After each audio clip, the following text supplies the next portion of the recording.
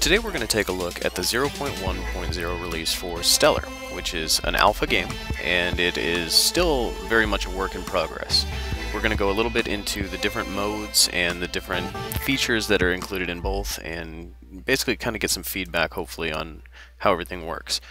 Right now, what we're doing is generating a world for the single player, and the generation will actually span a ton of different blocks. You can see, by comparison, you'll see it pop up here in a second. The level size is pretty gigantic in comparison to the actual sizes of ships.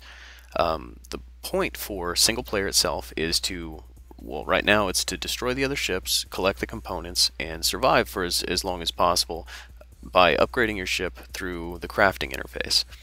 We're going to pop up the crafting interface when we have some components. You do actually start with a couple of little basics, enough to upgrade either your speed or your rotation, things like that. And for the most part, the things that can be upgraded right from the beginning are going to be the things that directly influence the maneuverability of the ship. As you can see, it's not the most maneuverable vessel in the world to get started with. So it's pretty important to upgrade things like rotation and speed as quickly as possible to make yourself a little bit more of a robust vessel. Now on the right side of the screen you can actually see the inventory, which shows a couple of different things. You actually have a bar. You can't see it on the video, but there's a bar across the bottom of the screen that shows your current components that you've already collected. So when you go into the recipe book for the crafting and things like that, you'll have an idea of what you generally need to look for. And it kind of sits at the bottom of the screen. It's just a quick interface, so you know exactly what you have. There's two different types of AI vessels in the game right now. The red, which surprisingly in that instance I destroyed rather quickly, is a little bit more of a fierce vessel. When it does come after you, you'll know it. It's more of a challenge than the drone, which is the white vessel. They have a similar pattern of movement, but the red vessel is a little bit more aggressive, and it definitely has a little bit more firepower. In the upper left portion of the screen you see one of those white gyrating spawn areas, and that's actually an enemy spawn location. Those, just like the rest of the world, are dynamically generated when the world starts, so you may end up right next to one or maybe a ways off. In this particular case it's going to take a while for the ships to actually get a bead on my location, but once they do, they lock on with basically the one command they have, which is to intercept and destroy. Your life force and your ability to fire are based on the same power source, which you may or may not see. It's at the very, very top of the screen. It's actually very, very visible while you're playing, but the way I recorded maybe doesn't actually show up. Right now, the way it works is when you get destroyed, it basically takes you right back to the spawn location. There's not a lot of detriment to actually getting yourself killed, which is something I definitely aim to correct in the upcoming days. There's a lot of features that I definitely want to put into the game and just haven't had the opportunity yet. The base of the game had to be designed first, and that's really what you're seeing here. Upgrade-wise, there is the things that you can do to your ship, and there's actually upgrades that are kind of a permanent passive ability. Things like radar, which is something that shows up in the bottom right corner of your screen, and there's also bouncing bullets, which are it just keeps your bullets from getting destroyed when they bounce off of walls, and then they're only destroyed based on a time, and I think it's set at 3 seconds right now. So that can be used strategically in certain situations given the terrain.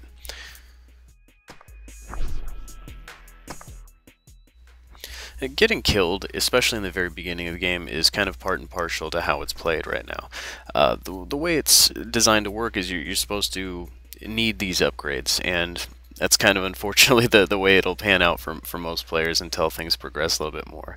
But you can see from the crafting interface here, there's a recipe book on the right hand side. It shows you the materials that you need to collect, and it's based on the ships that you can destroy. In the future, there's going to be more ways to actually collect components than just simply destroying vessels. Much safer ways, I'll say that. And on the left side of the screen you'll see the available upgrades that are based on the components that you already have. And right now it shows firing rate, rotational speed, and engine power, which are all very, very important components to actually move forward with. Eventually, over some time, you can develop a little bit more maneuverability and actually a lot more maneuverability and speed and just generally make your ship a ton better. Along the way, as you can see on the left side of your screen, there's that plus symbol in the little house. There's also the instant use abilities that will pop up when you have the components available for them. In this particular instance, I can heal myself at any time, but at the cost of components. So if I get into a scenario where I'm almost dead and I can quickly click on that particular ability, it will actually save my life, or I can teleport directly to home. There's 5 different components to collect, and each one has kind of their own pricing schedule. If anyone out there has actually played Interplay's Subspace, which eventually became Continuum, that's obviously a major inspiration of this game, as well as, other popular games such as Minecraft, which has the crafting ability, the blocks, the things like that. And I aim to combine a lot of those really popular concepts with a lot of unique elements as well. So as time goes on, things will definitely get a little bit better. For now, let's take a look at the actual multiplayer for the game, which is very, very similar in how it starts. You actually just create a server.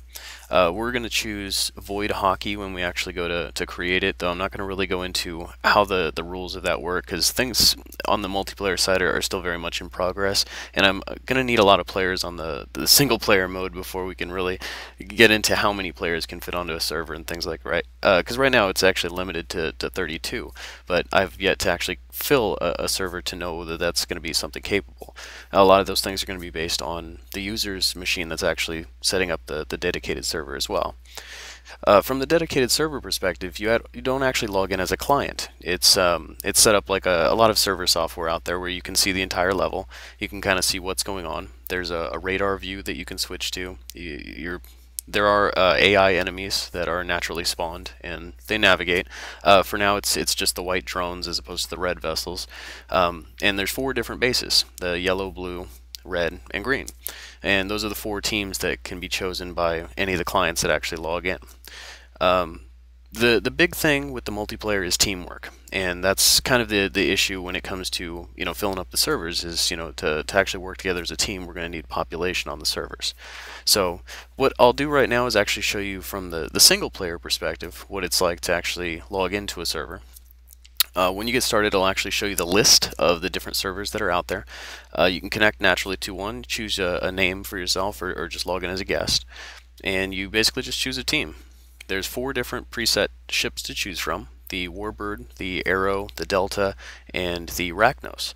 And I won't go into the specific abilities except to say that I have a speed ship, a maneuverability ship, a support type vessel, and one that is primarily like stealth and can go through walls and fun stuff like that. So the whole point here is once the servers are populated, you work together as a team. And based on the rules of the existing server, whether it's hockey or deathmatch or other natural multiplayer concepts, you basically work together as a team to actually accomplish those goals and survive to win. Players that are actually logged into the game are going to be tracked and ranked for wins and losses and things like that, whereas guests would not. Both things are available as options, but I definitely didn't want to make it mandatory. I didn't want to institute any, DRM or anything like that to really detract any players. But at the same time, I wanted to give players a chance to develop a little bit more of a community for things like teamwork or, standard clans. So those are the concepts that exist right now. So without making this video far too long, I just wanted to cover some of the basics of the things that are there. You can see that there are, quite a lot of things that are available to anyone who wants to give the game a shot and try it out. And I made the game available in some level, available on Kongregate, and just try to develop it in a way that people would be able to play it, and it's not something I'm going to immediately charge for. As things go on, if it becomes a popular concept, I'll continue to keep developing and making things even better, taking the suggestions of players and adding new enemies, bosses, new abilities. A lot of different cool features are definitely in the works and are already planned as we speak, but I'm always open to suggestions, comments, and things of that nature. So I hope you enjoyed watching the video here, and if you want to give a shot to Stellar, take a look at games.gamingirresponsibly.com, where I have the updates and all the most recent information available on this game. Alright, other than that, thanks for watching. I hope you enjoyed it.